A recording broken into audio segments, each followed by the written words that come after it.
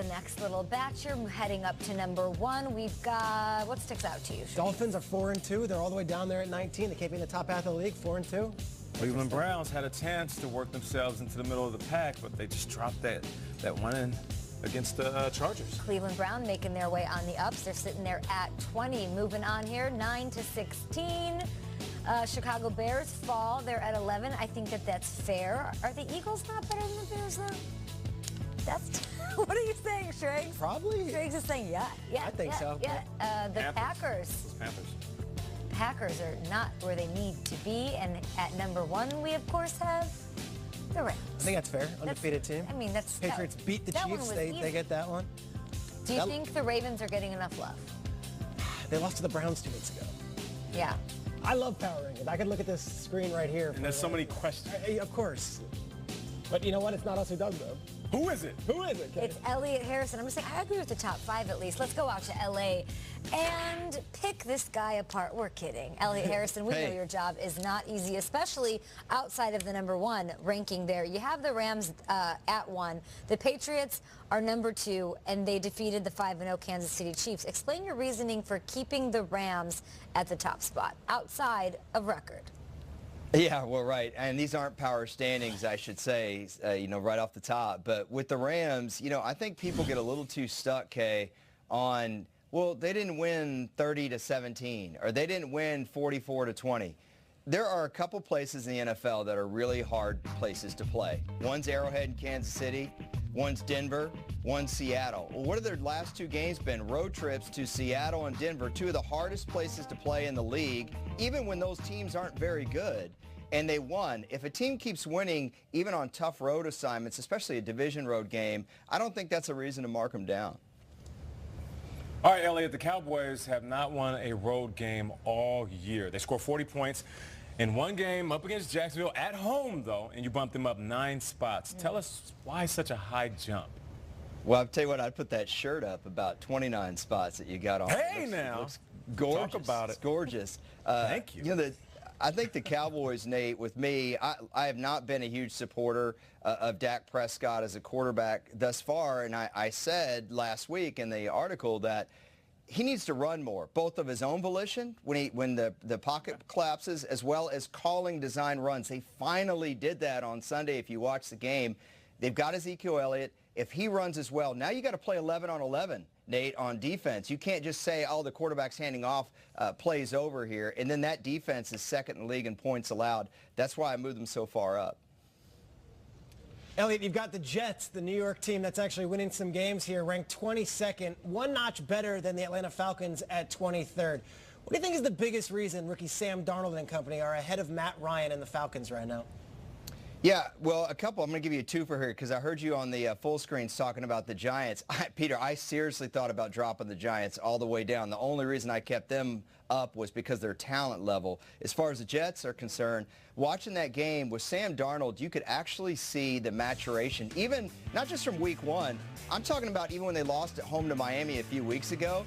What I love, what I'm seeing from him right now is he's taking what the defense gives him. He's not looking for the big play, but when it's there, he's not afraid to take a vertical shot to Robbie Anderson.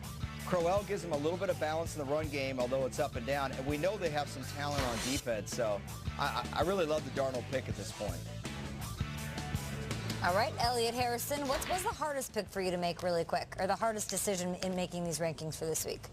Honestly, it's the bottom. Like the 49ers played so well at Green Bay. I actually think they maybe should be high. I'm throwing myself under the bus here. They should be higher than 31. It's just hard. They lost the Cardinals, who are not a good team other than Chandler Jones, a week ago. That was definitely the hardest one. I wanted to move the Niners up and put the Giants all the way at the bottom, but I can't do it just yet. I like the reasoning behind the Giants. The talent level maybe pays off, and we'll see what happens Monday night against the Falcons. We're hoping. Elliot Harrison, we appreciate you joining us bright and early from L.A. with your power rankings, and we'll see how much those get shaken up after week 7. All right, time for your power rankings. Let's get into it. 5-1 in this very high-tech fashion that we do here on the show. You go first, Nate. All right, I'll go first. So, Chargers, first time we've seen them up there. Yeah, I'm going with the Chargers. I feel like they're just getting started, and I'm not going to make myself believe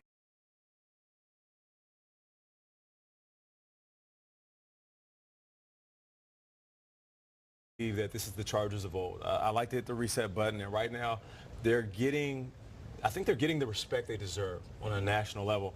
And on top of that, you get Bosa back. I think people forget how dominant he really was. Oh, yeah. So he's going to add such an element. Get him back. Eventually. Yeah, I don't know when. I'll say eventually they'll get him back this year. At just the right time. It might be good. And I'll repeat this again. That wide receiver group could be the best in the business, and Eckler and Melvin Gordon don't get the respect they deserve as a duo, the best in the league. That offensive line is amazing and has depth. I agree. The Patriots, they're number 4. They'll constantly be in the top 5. And I know you're saying, well, Nate, how could they not be higher?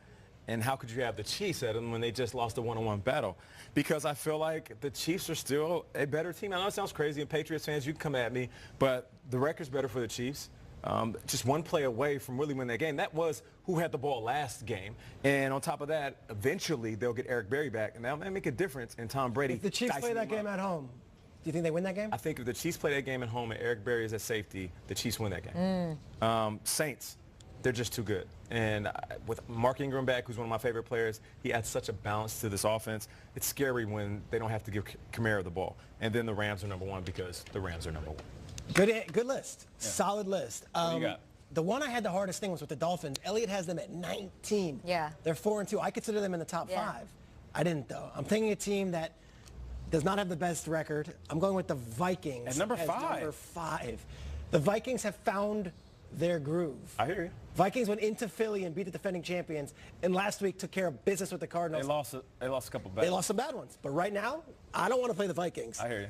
Number 4, the Chiefs. All right. Number 3, the Patriots. Patriots beat the Chiefs. I'll give them that. That's straight up. Chiefs have a better record, Shrakes. I know. Patriots beat them. Just saying. Number 2, the Saints. I'm with you. And I'll tell you what, Marcus Davenport's getting going. The first-round pick. He had a game in that Monday Nighter. Number 1, the Rams. He had a sack in that one. So Number 1, the Rams. They play the 49ers this weekend. I don't see the 49ers winning that one. I'm curious when the Rams first lose a game. It might not be for another month. Are you, by that another month, do you say when they face the Kansas City Chiefs in Mexico City? They play the Saints week 9 in the Superdome. Such a good game. In the Superdome, and they play the Chiefs week 11. I'm not so sure they lose either one of those games. The Rams are that good. They win close games on the road. If they put their foot to the pedal and they don't rest guys that's what they, at the end of the season, they can go undefeated. Nate, that's bold. Don't get mad at me. I don't want you to Von Miller me. There's only been 2 teams You to do two that. were around that team in the preseason. I didn't see it because we didn't see the starters. I don't care. You guys were on the field and felt the vibe. Did you feel something a little special? Knew they were good. I was talking to a couple guys on that team, and one dude whispered in my ear, nobody's going to beat us. We're going to win the Super Bowl. They're going to London. They're going to London. I'll see you later. Hey, Nate, look at your jump here.